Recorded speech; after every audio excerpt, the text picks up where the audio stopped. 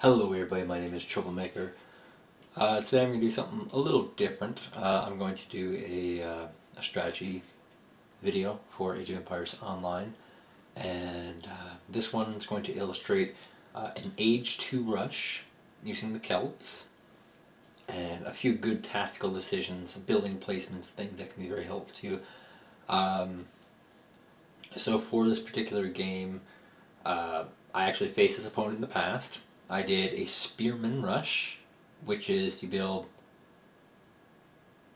a barracks right off the bat, and then you build, endless spearmen, and then just try to get an early game advantage there through economy by wiping out his workers. It works out pretty well because spearmen are worth 40 food, 40 actual food, and your spearmen are worth none. So right off the bat, I have scouted him. I found out that he's actually going to do his own little barracks rush. So what we're doing here is we're going to swap up everybody off into wood production, and we're going to try and get a barracks set ourselves. And so if he didn't have a barracks, that means he's trying to rush Age 2 as well. And so you just continue on building 3 homes, getting a 300 food, and going up to Age 2. The importance of Age 2 is that your units gain 33% health, which means that you need 33% less units in engagements, which is very, very valuable. And so, we're going to do that. Note building placement. The homes are not done too well. The barracks is done very well. With your buildings, you want to space them out just a little bit. Because what happens is when melee units attack, they'll surround the building, and so you're going to try and create chokes. And you can see there's a little bit of a choke between my town center, my town hall, and my barracks. There's not so much between my house. Now keep in mind, you don't want to build too close to your town center because eventually you're going to start throwing in some farms there, and you don't want to cripple your productivity there. But just creating little chokes, it's a good idea. So because our unit is rushing to a spearman rush of his own, we have to get out some kind of spearmen, basically just to kind of help DPS down while he tries to go after my workers. But we know it's coming, so we can prepare for it, and just got to keep your scout busy.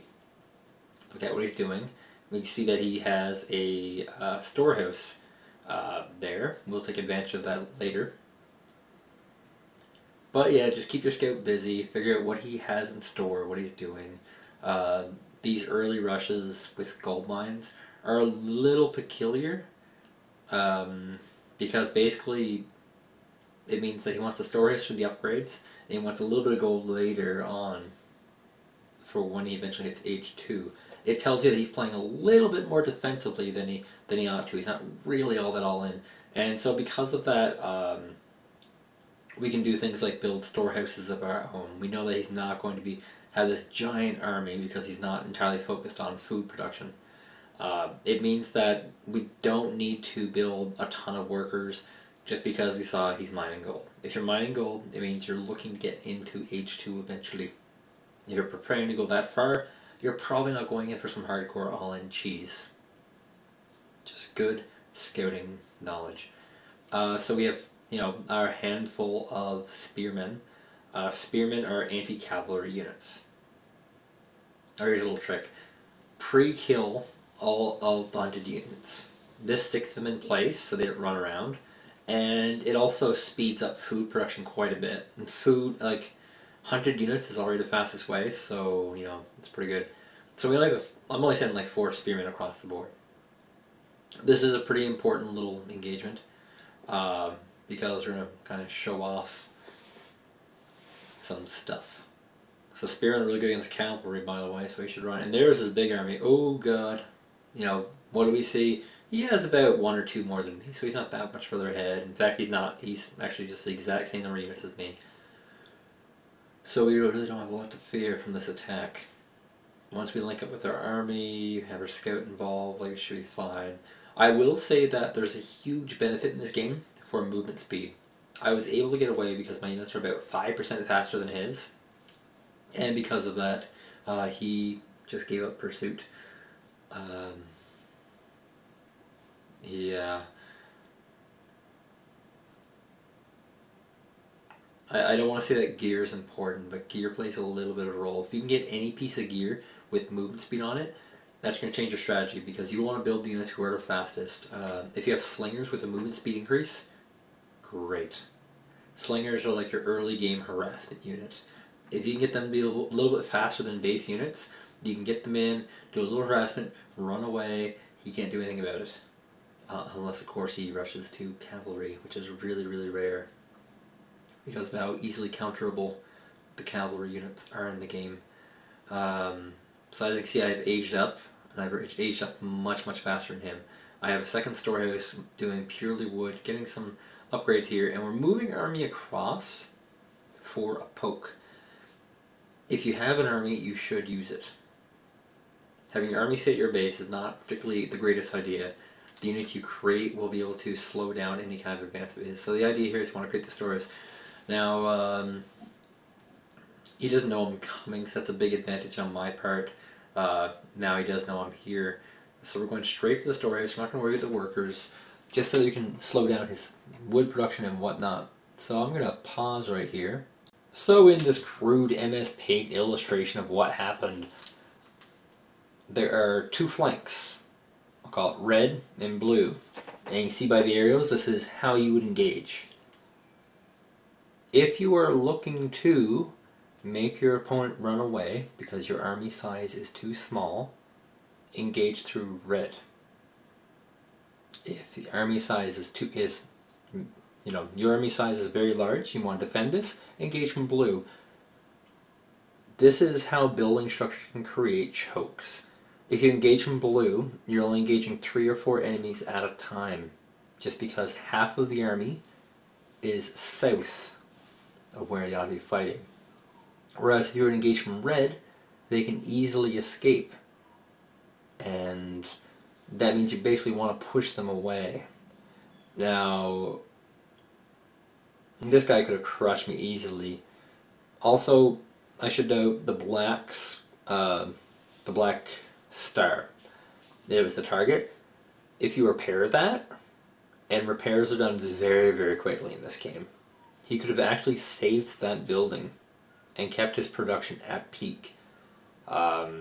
Instead, as you're about to see, he actually just lets it burn down. And there's kind of this default thought with a lot of players that instead of defending these kinds of pushes and repairing structures, you should just send all of your workers immediately into garrison. And there's a garrison button in the game to garrison your units inside of the town hall, and that's just tactically a very, very poor decision. If anything, your guys should be kept around repairing structures, because those structures have value. I mean, if a person's obviously targeting down your things, you can move them individually into the town hall. There's no way they're going to one-shot, unless they're bringing a heavy amount of slingers or bowmen. There's no way, absolutely no way, that they're going to be able to knock out all of your, or any of your settlers before you can individually micro them in.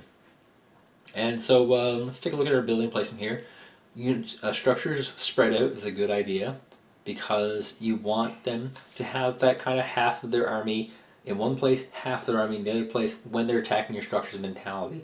Now he's going to do a counterattack, and he's going to try and do roughly the same thing I did to him, which is destroy one storehouse to cripple production of wood and gold. Except this one, I think he's only going for wood.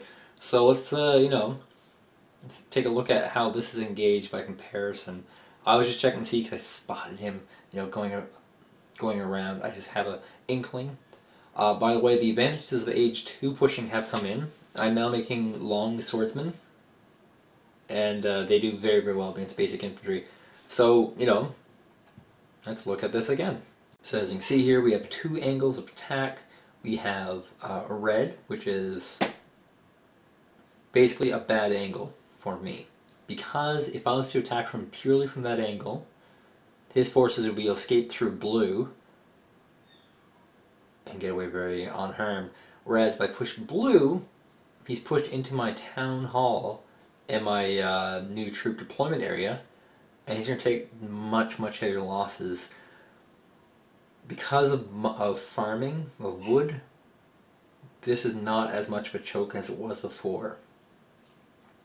However, his escape path is me bad. You're going to kind of see here that I just crush his army uh, while keeping this storehouse alive via prepares.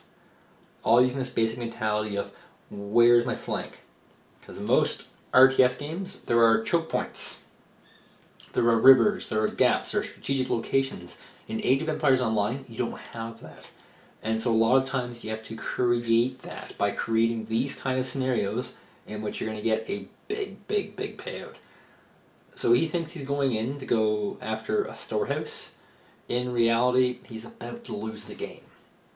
About the Age 2 upgrade, I now have access to a lot of units. And as you can see here, I have in fact engaged from the right angle, so he can't escape.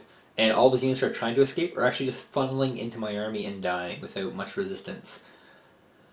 And I've also kept that storehouse alive. Pretty good. Age 2 upgrade. Basically, at some point in the game, you just stop making your basic tier 1 unit. You start pumping out as many other units as humanly possible.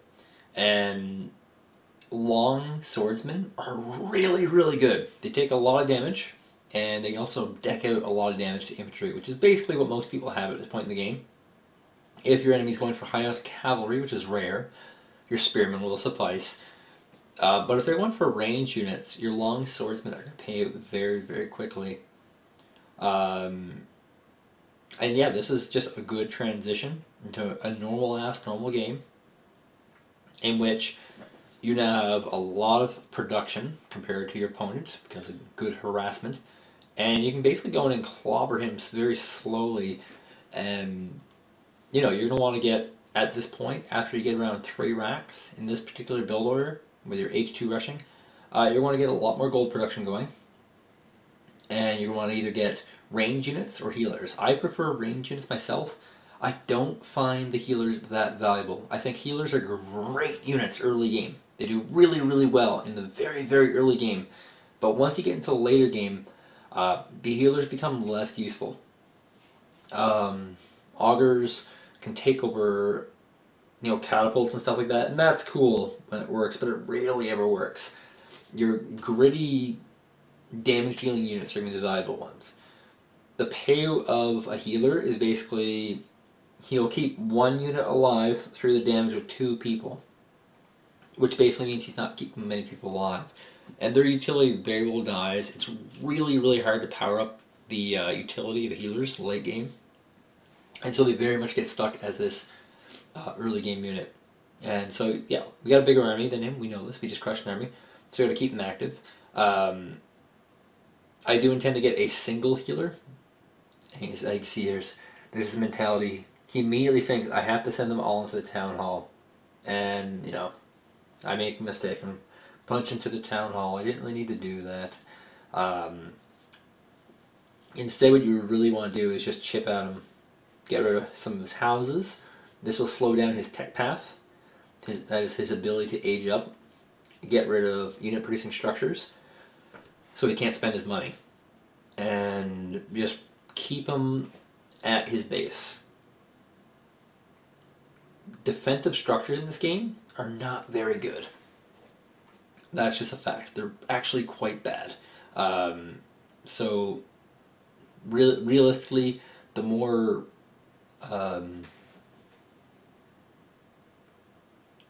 units he has defending, the more powerful a defensive structure will be. Only because the defensive structure will stop your army from destroying something more valuable and give the enemy more time for their stuff to do stuff, to power forward. So I have a lot of food, or sorry, I don't have a lot of food, but I need a lot of food. And I've kind of got him, caught by the testicles, and I haven't really switched over the farms yet. It's probably one weakness in my play. Should be switching over the farms. Livestock are worth getting. Wild animals worth hunting. Every berry in the map is worth picking. when you have this kind of power, you can almost do anything you want. You can start getting fishing boats. You can start expanding all over the map, getting all the food. There's not too much that you can do when you have map control. Uh, a person in this particular scenario's best bet is not to build these structures, but instead to all in, do a big giant push. And so note I have a good split up of units here. I have my spearmen who do bonus damage versus buildings, attacking buildings. Then I have my longswordsmen who do bonus damage versus infantry, attacking the infantry. And even with my army split in half, like that, my longswordmen were able to destroy lots of his stuff. This is where the game will end. He'll quit as soon as his barracks is gone. Thank you guys for watching. I hope this is at least a little bit helpful. See you tomorrow.